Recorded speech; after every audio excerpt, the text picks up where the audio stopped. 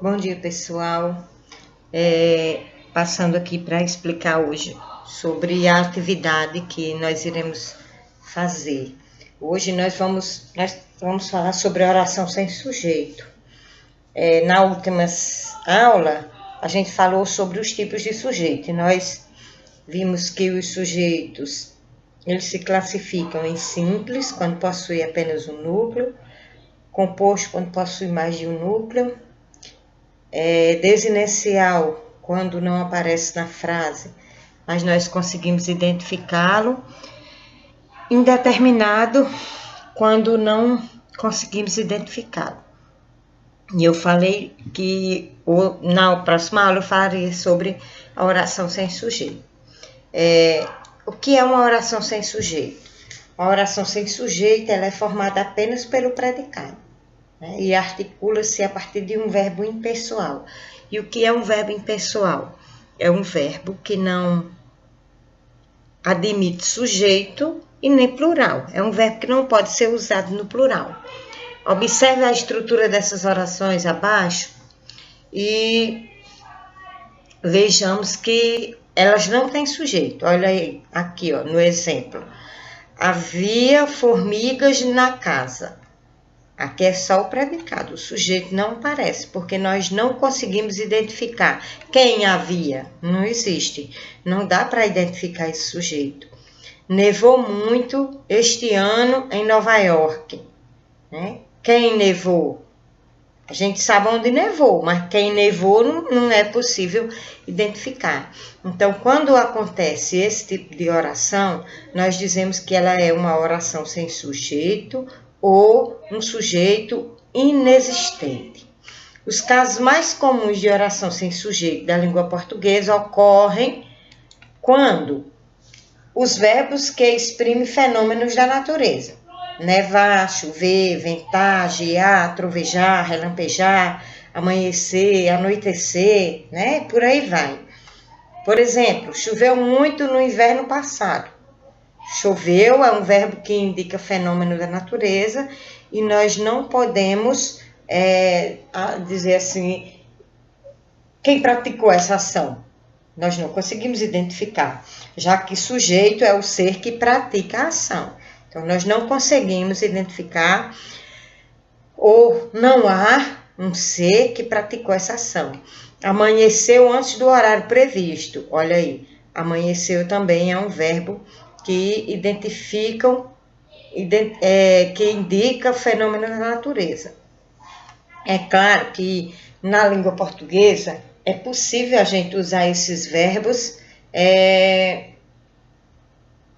personificados, ou seja, com um outro significado, uma linguagem figurada. Aí o sujeito passa a existir. No caso aqui, choviam crianças na distribuição de brindes. O que choviam? Crianças choviam na distribuição de brindes. Choviam aqui está não como o verbo chover, fenômeno da natureza, mas como para dizer que existia, que havia, que tinha muitas crianças lá. Já amanheci cansado. Quem amanheceu cansado? Eu. Esse verbo aqui ele foi personificado, né? Figurado, usado na linguagem figurada. Então ele deixa de ser uma oração sem sujeito, essas duas aqui, quando o verbo é usado na linguagem figurada. Agora, nessas duas orações aqui de cima, choveu muito no inverno passado e amanheceu antes do horário previsto, aqui não tem como atribuir um sujeito a essa ação verbal. Uma outra situação em que ocorre um sujeito inexistente é quando os verbos ser, estar, fazer são usados para indicar uma ideia de tempo ou fenômenos meteorológicos, né? Coisas da natureza. Por exemplo, o verbo ser é noite. Noite é um período do dia, indica o quê? Tempo. Esse verbo, ele é impessoal. O verbo é aqui. Ele não admite sujeito. Eram 2h da manhã. O verbo ser ainda, aqui, horas, é uma palavra que indica tempo. Sempre que esses verbos ser, estar, fazer, aparecer com uma palavra que indica tempo na frente, nós temos um sujeito inexistente.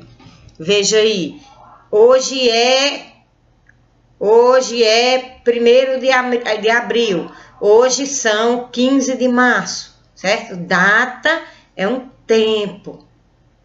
Está tarde, tarde, essa palavra indica tempo.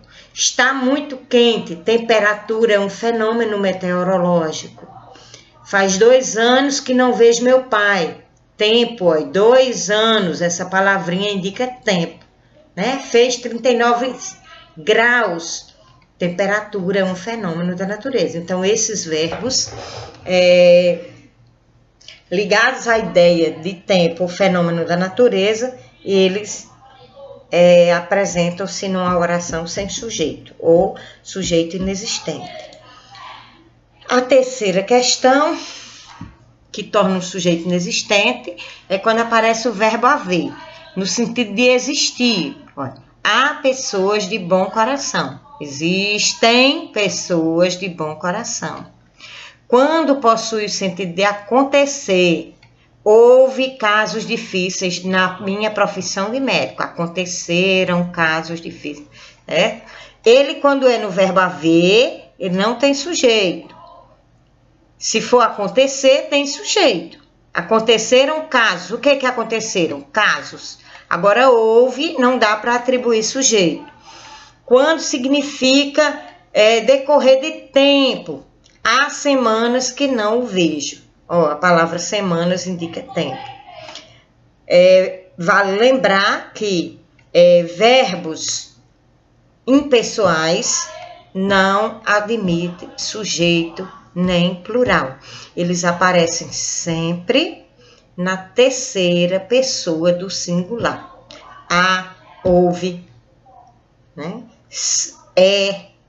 Está, faz, sempre na terceira pessoa do singular.